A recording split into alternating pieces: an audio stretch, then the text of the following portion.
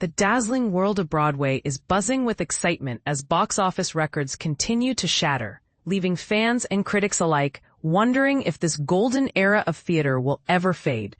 But here's where it gets controversial. Are these sky-high ticket prices really worth it? Or are they pricing out the average theatergoer? Dive in as we unpack the latest grosses that have everyone talking.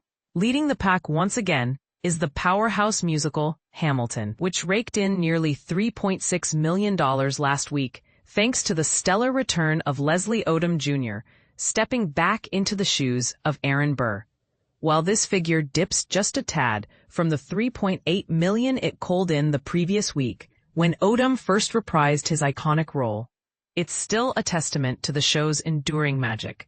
At a decade old, Hamilton is defying expectations by achieving grosses typically reserved for the bustling holiday season, with an average ticket price soaring to $335.14 and capacity exceeding 100%, meaning they've sold more tickets than seats, often through standing room or overflow arrangements. It's clear this production is far from slowing down. For beginners, think of capacity over 100% as the theater's way of accommodating extra fans, like adding extra chairs in a packed house. It's a sign of overwhelming demand. Not far behind is Waiting for Godot, the fresh take on Samuel Beckett's classic, starring Keanu Reeves and Alex Winter, which earned $1.8 million in its second week on Broadway.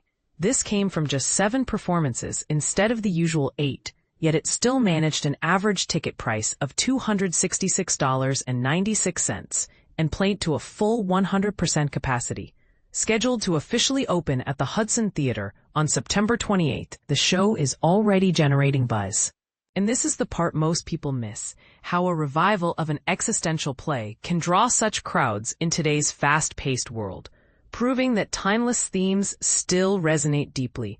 Meanwhile, Just in Time, last season's top-performing new musical, hit its all-time high gross last week with $1.3 million, surpassing 100% capacity. Featuring Jonathan Groff as Bobby Darin, it boasted an average ticket price of $232.63, the third highest of the week, trailing only Waiting for Godot and Hamilton. This success underscores how fresh voices and stories can captivate audiences, much like how a hit song from the past can inspire a whole new generation of fans. In a bittersweet note, Cabaret saw a slight uptick in its final week on Broadway, grossing $820,805, up about $200,000 from the prior week, with 97% capacity and an average ticket price hovering around $100. However, these numbers fall short of the $1 million peaks it enjoyed early on.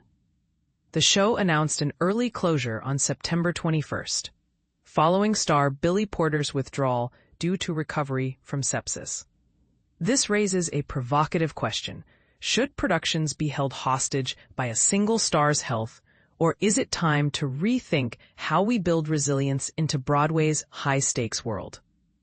Rounding out the top earners, Wicked claimed the second spot with $2 million, closely followed by Waiting for Godot, The Lion King at $1.78 million, and Mamma Mia at $1.6 million.